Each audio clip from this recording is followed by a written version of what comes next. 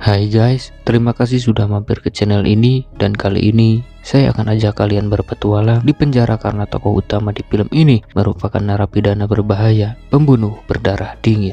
Sebenarnya film ini adalah sequel pertama dari film berjudul Female Prisoner Scorpion tahun 1970-an dan diangkat berdasarkan manga dengan judul yang sama serta tokoh utama yang dibintangi oleh Meiko Kaji. Baik teman-teman, daripada penasaran, langsung saja mari kita cari tahu kisahnya.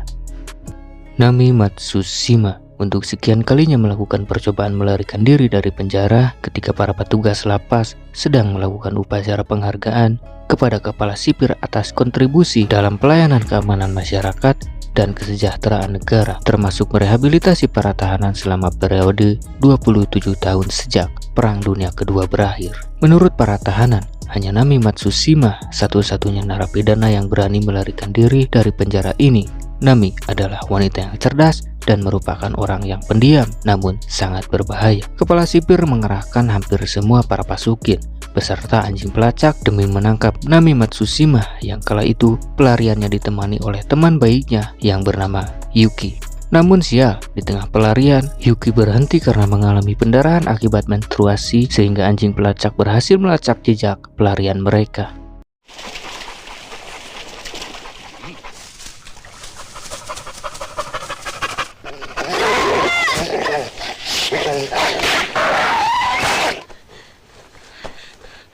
Meskipun berhasil melumpuhkan dan lolos dari anjing pelacak, keterlambatan sebelumnya membuat mereka pada akhirnya tertangkap dan dijebloskan ke ruang sel isolasi. Imbas dari pelanggaran tersebut, kepala sipir pun murka dan menyuruh para pasukin untuk menghukum semua tahanan dengan mengurangi jatah makanan mereka. Mereka para tahanan yang merasa tidak bersalah pun melakukan mogok makan untuk menentang keputusan kepala sipir. Namun ini adalah penjara, tidak ada toleransi bagi mereka yang hanya tahanan rendahan dan dianggap sebagai pemberontak. Kecuali kelompok tahanan berbaju oranye yang diketuai oleh tahanan bernama Takagiri. Mereka diberi sedikit kebebasan dan memiliki wewenang untuk menguasai dan mengendalikan para tahanan rendahan. Karena Takagiri bersama kelompoknya dijadikan kaki tangan oleh para sipir. Tapi meski demikian, tidak menutup kemungkinan mereka juga akan diperlakukan sama seperti tahanan rendahan jika sedikit saja melakukan kesalahan.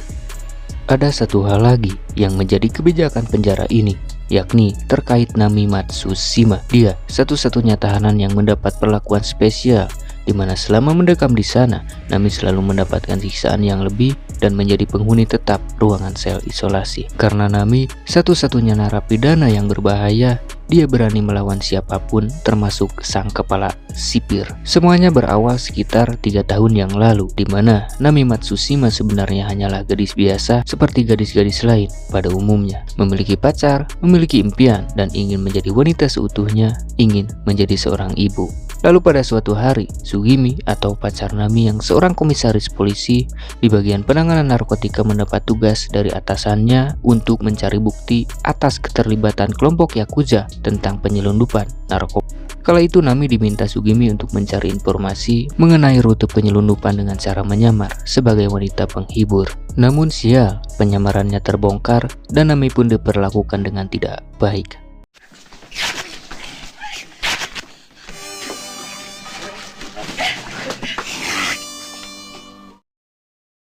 Bisa dibilang kejadian tersebut merupakan kecelakaan, tapi tidak menurut Sugimi karena pria itu memang telah memperkirakan dan sengaja mengatur semua itu demi keberhasilan misinya untuk menghukum kelompok tersebut dengan pasal-pasal berlapis seperti yang diharapkan. Dan saat itulah Nami baru menyadari jika dirinya hanya dijadikan sebagai peliharaan, bahkan dibuang bagaikan sampah ketika sudah tak diperlukan lagi. Semenjak kejadian tersebut, Nami yang asalnya gadis pria menjadi gadis pendiam, bahkan sangat-sangat pendiam karena dendam terhadap Sugimi telah menyelimuti hatinya. Bahkan oleh sebab itulah yang mendorong Nami untuk melakukan percobaan terhadap Sugimi yang sialnya aksinya tersebut gagal dan berujung dirinya dijebloskan ke penjara dengan hukuman 5 tahun penjara.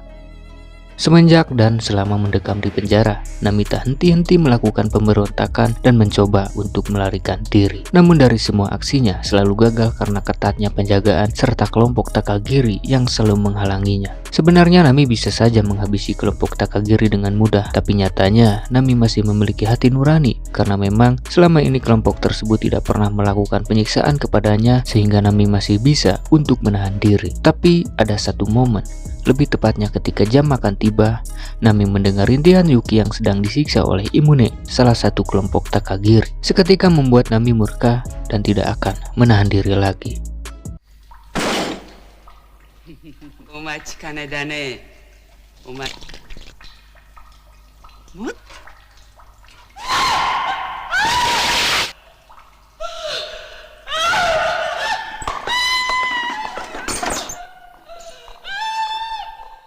Untuk sekian kalinya, Nami diinterogasi dan disiksa oleh para sipir mengenai kecelakaan yang menimpa Imune. Mereka bertanya-tanya bagaimana bisa Nami yang dalam kondisi terikat bisa melakukan hal tersebut. Tidak ada jawaban apapun yang keluar dari mulut Nami.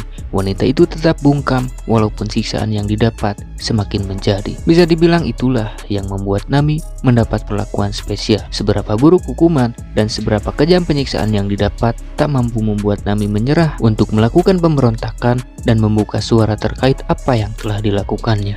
Nami tak hanya membuat ketua sipir bertanya-tanya, bahkan jenderal polisi atau atasan Sugimi pun mempunyai kekhawatiran tersendiri mengenai Nami yang sama sekali tidak melawan saat di pengadilan. Nami bisa saja membuat Sugimi dan jenderal polisi kalah di persidangan karena Nami merupakan saksi sekaligus korban dari kecurangan mereka. Nami juga mengetahui jika jenderal polisi adalah orang yang mengelola bisnis ilegal tersebut sekaligus dalang di balik penyelundupan narkoba, di mana kelompok Yakuza hanyalah kambing hitam untuk menutupi kejahatan demi mendapatkan pandangan baik di mata masyarakat serta mengamankan posisinya sebagai atasan tertinggi di kepolisian. Namun, kekhawatiran terhadap Nami yang menjadi saksi atau bahkan ancaman atas kejahatan mereka mendorong jenderal untuk berencana menghabisi Nami demi kelangsungan bisnis dan posisi mereka. Sehingga jenderal memerintahkan Sugimi untuk pergi ke lapas untuk menemui seseorang yang diharapkan bisa menyingkirkan Nami secepat mungkin. Sementara itu di lapas sendiri terjadi perkelahian antara salah satu anak buah Katagiri bernama Kiko dengan seorang tahanan rendahan bernama Ino. Diduga perselisihan tersebut akibat Kiko yang melakukan kecurangan saat bermain. Keributan tersebut untungnya berhasil dilerai oleh para petugas. Namun nampaknya buntut dari perselisihan tadi masih belum selesai. Kiko yang masih kesal kembali membuat masalah dengan menyembunyikan sebuah tusuk konde ke dalam baju Ino.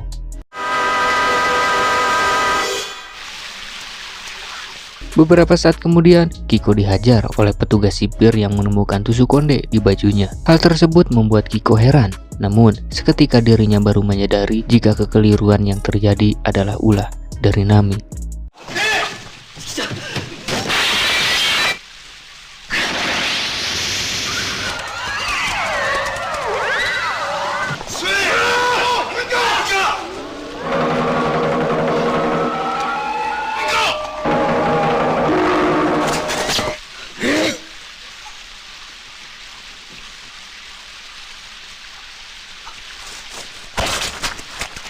Semua tahanan dihukum, termasuk kelompok Takagiri. Mereka dihukum untuk menggali tanah tanpa diberi minum ataupun waktu istirahat, sampai ketika berhasil menggali sedalam 1 meter, mereka kembali disuruh untuk menutupi lubang tersebut, dan begitu seterusnya. Beberapa jam kemudian, atau lebih tepatnya di sore hari, Sugimi datang ke lapas untuk menemui Katagiri dengan maksud memberikan kesepakatan yang mungkin sulit untuk ditolaknya. Sugimi meminta Katagiri untuk Nami sebersih mungkin dengan imbalan kebebasan. Tapi untungnya, kala itu Ino dan Nami menyadari kedatangan Sugimi, walaupun tak ada satu kata pun yang terucap, mereka telah memahami apa yang direncanakan Sugimi.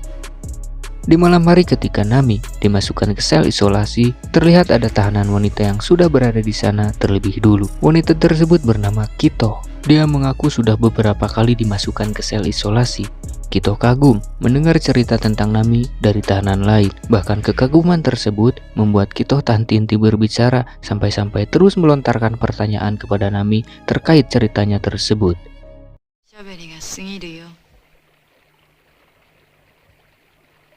Esok harinya, Di ruangan kepala sipir, kita akan mengetahui siapa sebenarnya Kito. Usut punya usut, ternyata Kito merupakan petugas sipir di lapas lain yang ditugaskan oleh kepala sipir untuk menggali informasi tentang apa sebenarnya yang direncanakan oleh Nami. Namun sayangnya, misi Kito gagal, tapi anehnya Kito memohon untuk melakukan misinya lagi, bahkan dia memaksa sampai memberontak untuk kembali dimasukkan ke sel isolasi untuk bertemu dengan Nami. Kepala sipir menyadari tindakan Kito tersebut bukanlah sebuah bentuk tanggung jawab atas kegagalan misinya, maka dari itu kepala sipir memerintahkan para pasukin untuk menggeledah Kito.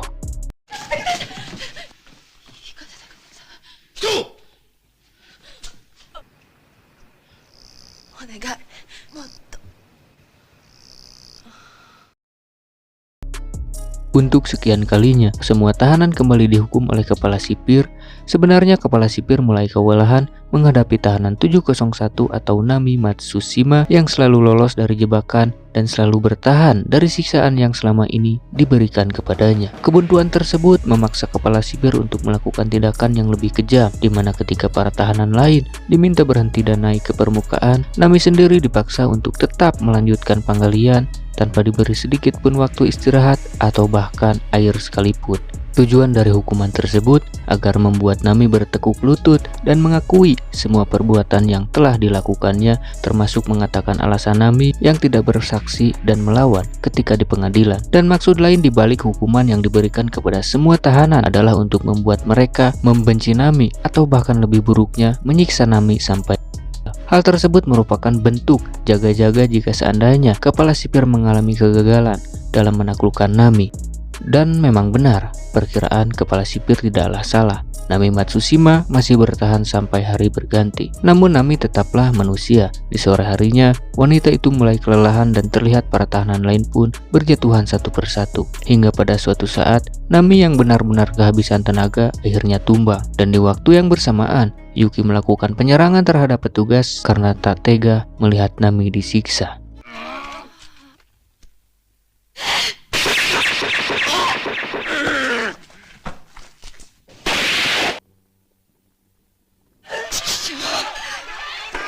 Ketika terjadi pemberontakan, sementara yang lain menyandera 3 petugas dan bergegas kabur menuju gudang, Katagiri memanfaatkan kondisi tersebut dengan akan menembak Nami. Namun sial, Yuki yang menyadari mengorbankan diri untuk melindungi teman baiknya itu. Sementara itu di gudang, Otsuka melakukan negosiasi dengan kepala sipir, di mana Otsuka mewakili semua tahanan yang kelaparan dengan meminta makanan yang cukup, sekaligus mendesak kepala sipir untuk menghentikan kerja paksa serta penyiksaan terhadap mereka. Mendengar hal itu, kepala sipir pun menolak dan mengabaikan negosiasi tersebut. Seperti yang telah diperkirakan sebelumnya, para tahanan tersebut mulai bertengkar, dan di sini masuk peran Takagiri yang berorasi menuduh jika semua kekacauan yang terjadi adalah ulah Nami, sehingga mereka semua yang terhasut meminta Otsuka untuk bernegosiasi kembali agar Nami Matsushima dibawa ke sini.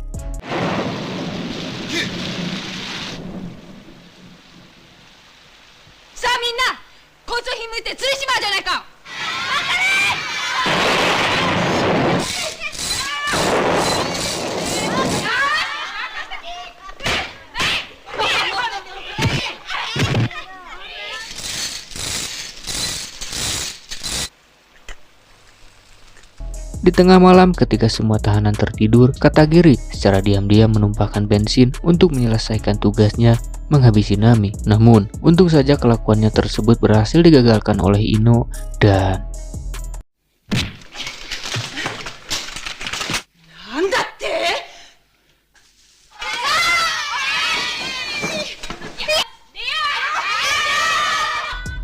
beberapa saat kemudian, para tahanan tersebut kedatangan petugas yang mengirimkan makanan sesuai kesepakatan yang dibuat. Namun, para tahanan tidak memperkirakan sebelumnya jika kepala sipir akan menipu mereka.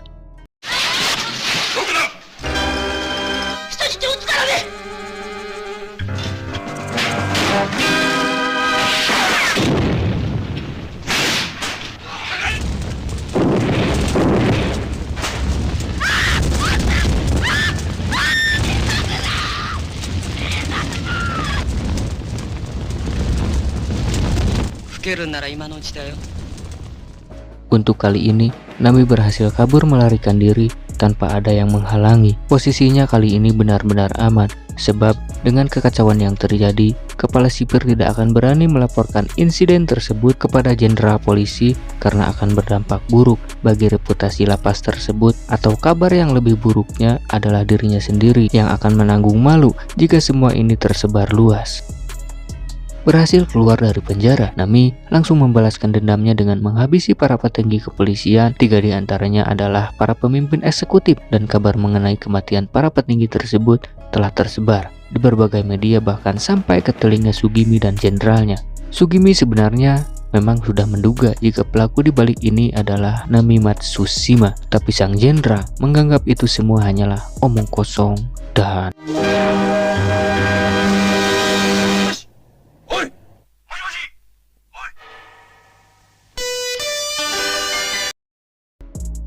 esok harinya, Sugimi yang khawatir dengan keadaan sang jenderal pun seketika terkejut melihat sang jenderal cosplay menjadi Spider-Man. Sugimi yang ketakutan memilih pergi dari TKP dan bersembunyi di kantornya. Sementara itu, kepala sipir dengan anak buahnya berencana untuk menangkap Nami dengan tangan mereka sendiri tanpa sepengetahuan pihak yang berwenang. Kembali kepada Sugimi yang akan naik lift dan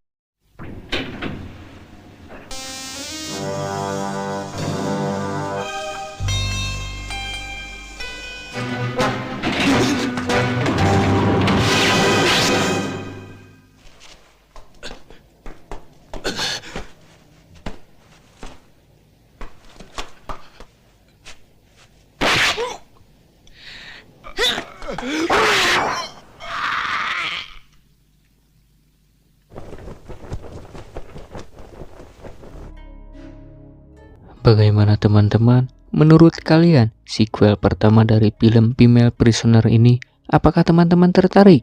Kalau memang benar tertarik dan ingin saya buatkan alur cerita dari sequel keduanya, harap kabari saya di kolom komentar. Baik teman-teman, mungkin sekian dulu untuk video kali ini. Terima kasih.